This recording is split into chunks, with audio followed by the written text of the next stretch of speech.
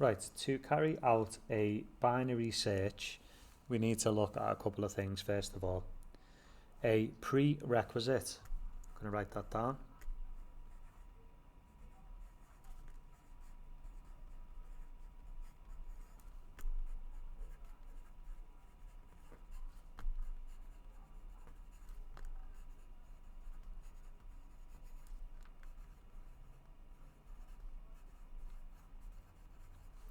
So prerequisite is when something's happened before. So what we need to be true before we carry out a binary search is that the list needs to be in order.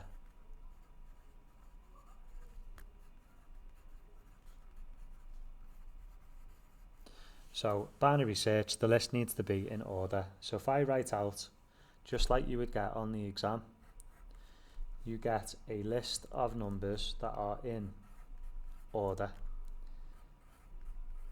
If the list was not in order, then you would not be able to carry out a binary search. So let's put in our list of numbers like so. Now in the test, you need to quite often carry out a binary search. So what we're going to do is I'm going to do two different things. I'm going to show the method that we're actually doing as we do it. So on the left hand side, I'm going to put my method, and there's a reason for this. Some questions ask us to describe the steps. So to describe the steps of a binary search, if we actually do the binary search, it's easy to see what the steps are as we go along.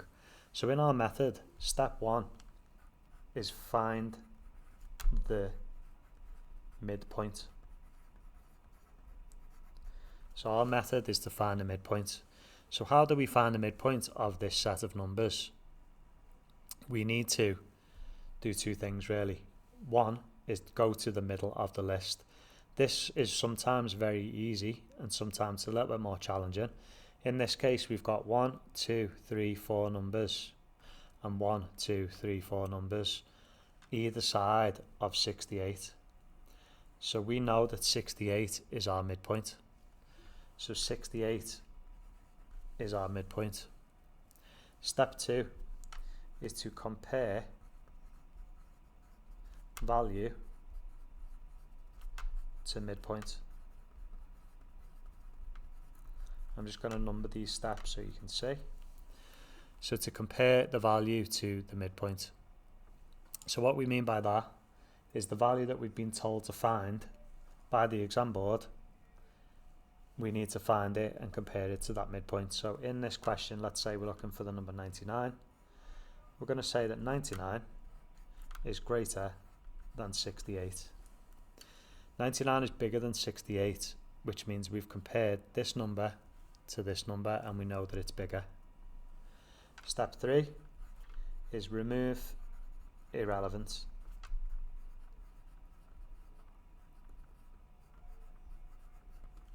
So what we mean by remove irrelevant is if we know that 99 is bigger than 68, it means that the number we are looking for is not 68, it's not 59, it's not 52, it's not 21, and it's not 7.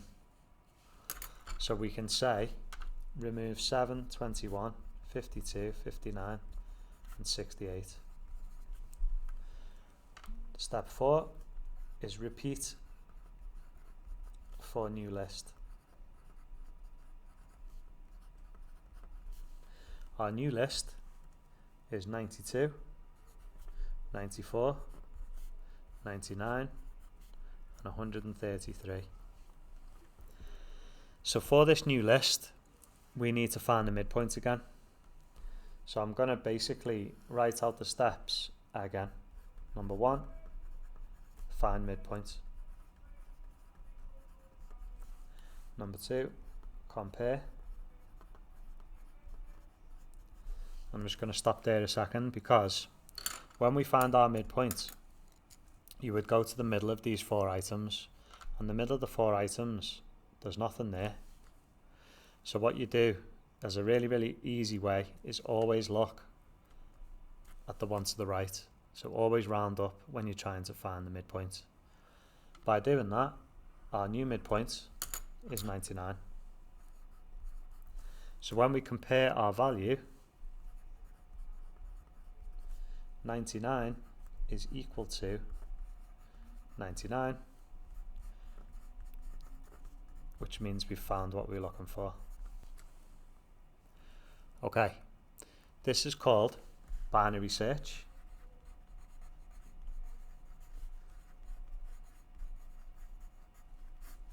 Because we are doing things in halves. So binary literally means that there's two options and we have divided our list into two to make it smaller.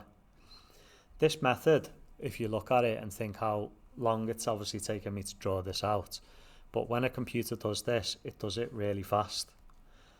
So if you compare that to a linear search, it is much faster and much more efficient. What we mean by that is if we're just splitting everything in half, we're going to find it a lot quicker than looking at every single item in order. The obvious problem is the list needs to be in order. Okay, so that is everything that you need to know for a binary search. You have the actual method of how to solve it. You have a description. So if you write out those steps as your description, then you're going to get the marks. We know what it needs before we can start. And we even know some benefits and a drawback.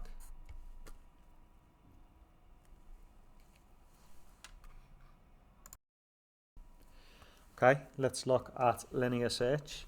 So for linear search,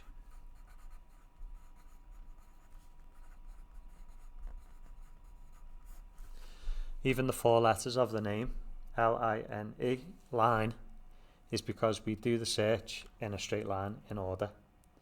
So with a linear search, our prerequisite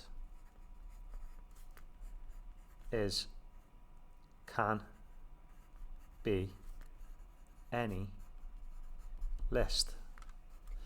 There is no prerequisite. We can do it on any set of data. In the exam, you'll be given a list of numbers. So let's just say that we did do the exact same list as before.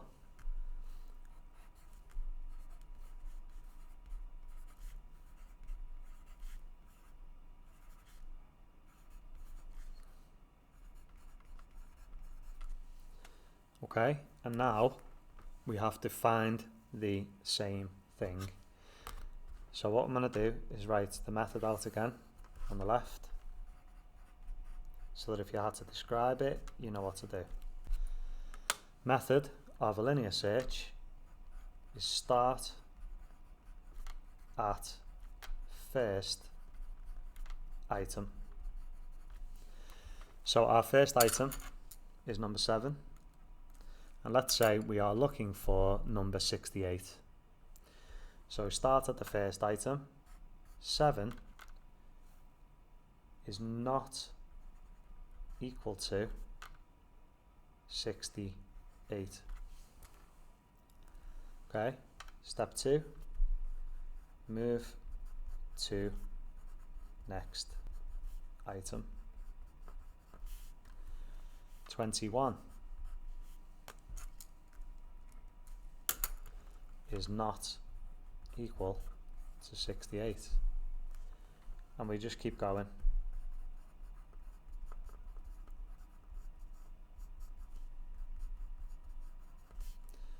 "52 not equal 68. The next one will be 59 not equal 68. And then the next one, 68 is equal to 68. Stop.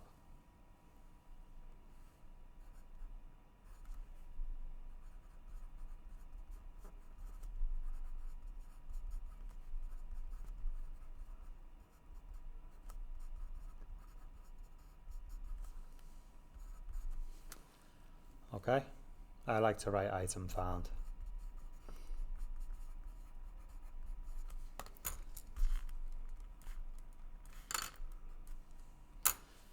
Right, so when we look at this then, that took quite a long time to find the item. So in our little description, one of our drawbacks is it's inefficient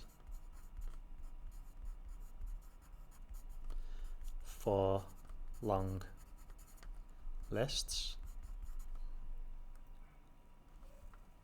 Okay, and one of the positives is can be used on any list. It's also easy to code. Okay, so that's everything that you need to know for linear search. Very, very easy to write out. This is what you could do. So you can describe it using the method, or you can actually do the process by using this method.